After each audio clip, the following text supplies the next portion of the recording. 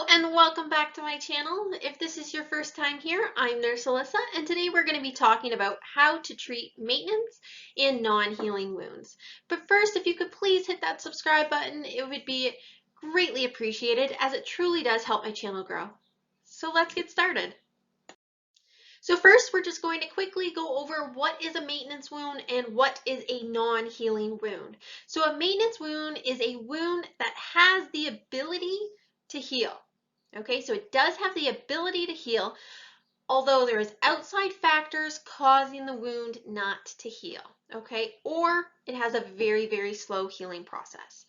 This could be caused by comorbidities, non-optimal healing conditions, or lifestyle.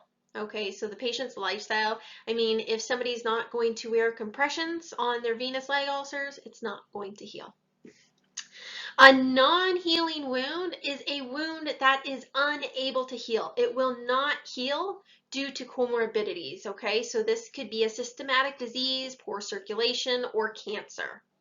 Okay, so noting whether you have a maintenance, non-healing, or healing wound, this is going to determine your course of treatment for the wound. So this is very, very important to know what type of wound you are dealing with. Okay, so this is the wound paradigm for maintenance and non-healing wounds. Okay, so we have one for healing wounds, which will be in a different video. I can link it at the bottom. But this is for maintenance and non-healing wounds because the two paradigms are different. So the way you treat a wound, a healing wound, compared to a maintenance or non-healing wound are completely different, okay? So this is only for maintenance and non-healing wounds. So patients with non-healing or maintenance wounds, it's unable to treat the cause, okay? You have your local wound and your patient-centered concerns, okay? So those are number 3. We know we can't, or those are the top 3. We can't treat it, we have our local wound, and we have our patient's concerns.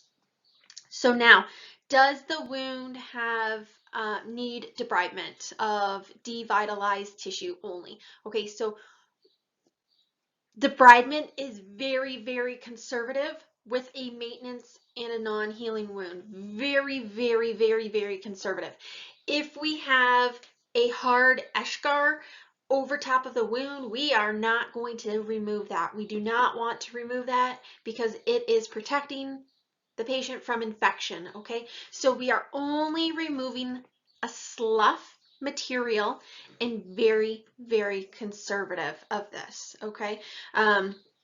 Because if we are unable to heal this wound, if we are making the wound bigger by getting that slough material out, it's still not going to heal, okay? So very conservative because we don't want it to get bigger and bigger over time here.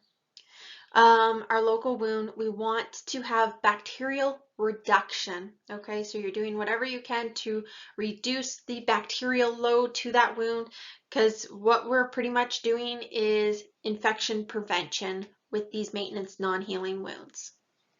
Now the edges, okay? So we always hear like the rolled borders, all this. We don't care about the edges of this wound. We care about the wound. We're not doing anything to treat the edges of a maintenance and non-healing wound. And moisture reduction. So we want to have the wound on the very low end because more moisture, it's just a breeding ground for bacteria, especially for wounds that are not going to heal. So moisture reduction, we're going to use antiseptics. So we have our chlorhexidine, our povidone iodine, and our acetic acid. Now, all 3 of these actually work on bacterial reduction also. So the less bacteria we have, the less drainage we're going to have coming out of that wound. If something has a lot of bacteria, it's going to drain more. I hope the maintenance and non-healing wound paradigm did help you in your daily practice to treat these non-healing and maintenance wounds, because I know they can be tricky, but when you have an easy to follow diagram, it makes it a whole lot easier to know what to treat, to know what to look for, to know what you should be doing. So I truly hope it did help you. If you haven't done so already, if you could please hit that subscribe button, it would be so much appreciated. And I'll catch you guys in my next video. See ya.